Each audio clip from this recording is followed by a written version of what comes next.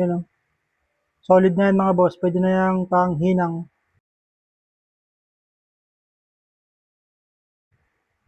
Dahil palaging brand out, ito yung nambento ko mga boss.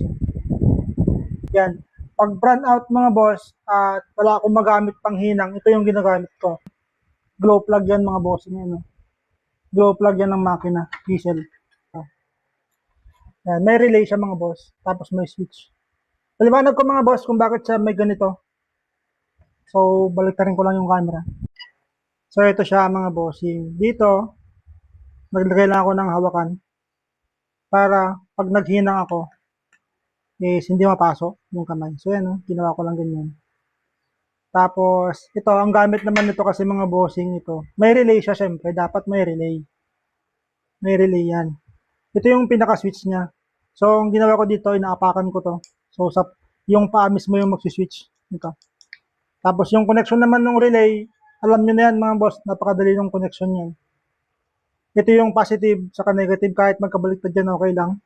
So, testingin natin mga boss para makita ninyo kung gaano siya ka-effective. So, ganyan lang yan mga boss.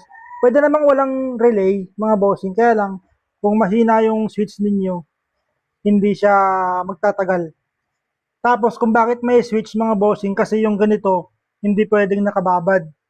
So, dapat, kung gagamitin mo lang, saka mo lang siya isi-switch. So, push down switch lang siya. Ganyan lang. So, pag inapakan ko, iinit siya. Pansinin nyo mga boss. Mag-activate yung relay. Ayan o. Oh. So, try natin mga boss. Ayan, pansinin nyo yung dulo niya. Yan. So, medyo sa umpisa medyo matagal. Ayan o. Nag-iiba na yung kulay. Yan. Yan o. Solid na yan mga boss. Pwede na yung panghinang.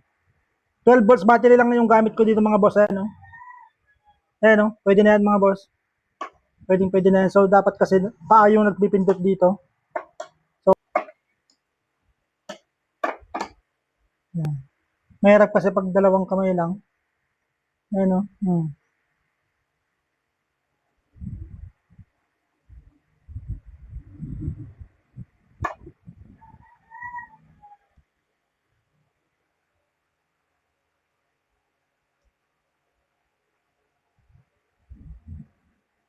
So, pag binitawan mo yung switch mga bossing, is titigil na rin yung pag-init niya. So, ito kasi, hindi ito magtatagal kapag naka-steady yung battery. Kaya kailangan natin ng switch. Yan o. Pag merong konting init na yan, madali na yan yung iinit yung kasunod mo na switch.